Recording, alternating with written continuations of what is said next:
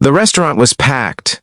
That Tuesday evening, Sarah Mitchell sat alone at her table for four, reviewing quarterly reports on her tablet. She was the CEO of a major consulting firm, always working, always moving forward.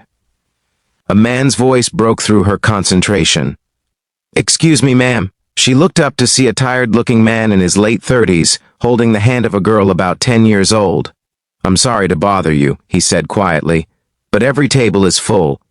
Would you mind if my daughter and I shared your table? Just until something opens up."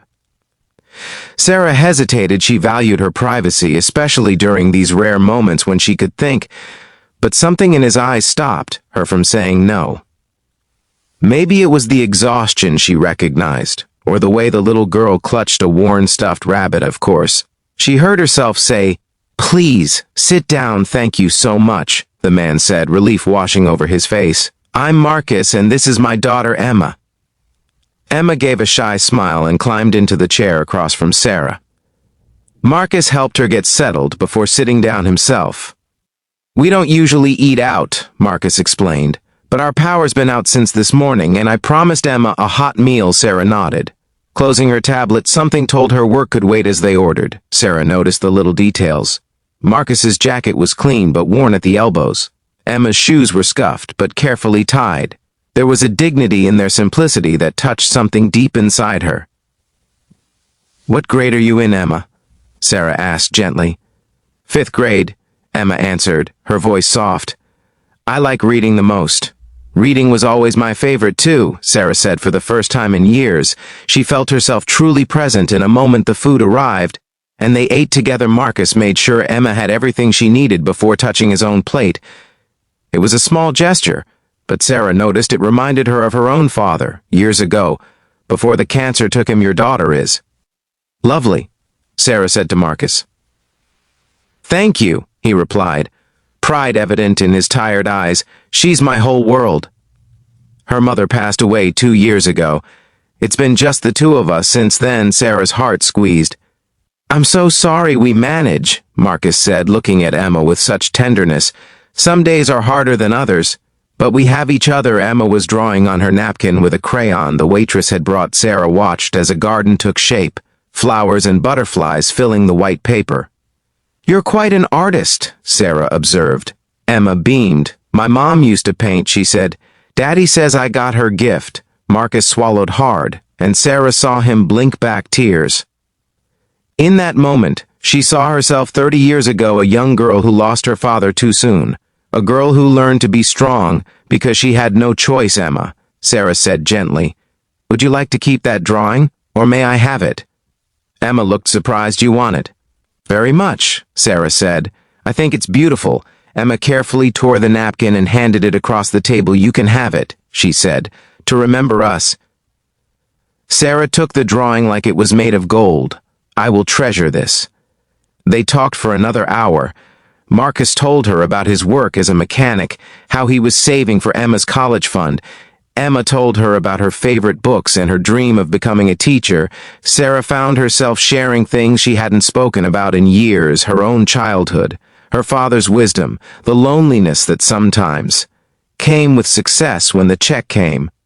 Sarah quietly took it before Marcus could protest. "Please," she said, holding up her hand, "let me do this. You've given me something far more valuable tonight." Marcus looked like he might argue, but then he simply said, "Thank you, that's very kind." As they prepared to leave, Sarah did something she rarely did. She reached into her purse and pulled out her business card. "Marcus," she said, "I know this might seem unusual, but our company is looking for someone to manage our vehicle fleet. If you're interested, please call me." Marcus stared at the card. "I don't understand." "You're a mechanic, you're responsible, and you clearly know what matters in life," Sarah said. "I need people like you in my organization. The pay is good, and there are benefits, including a college scholarship program for employees' children." Marcus's hand trembled slightly as he took the card. "Are you serious?" "Completely," Sarah said. "Call me tomorrow."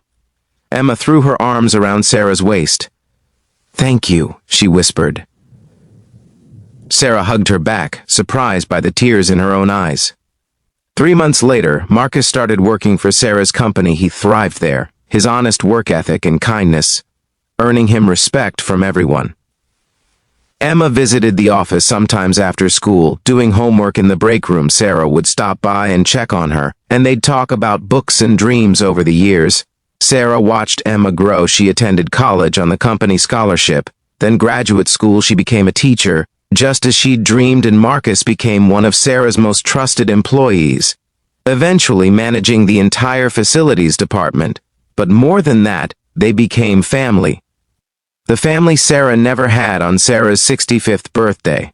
Emma, now a grown woman with her own daughter, stood up to make a toast. Many years ago, Emma said, "My dad and I walked into a crowded restaurant, tired and hungry.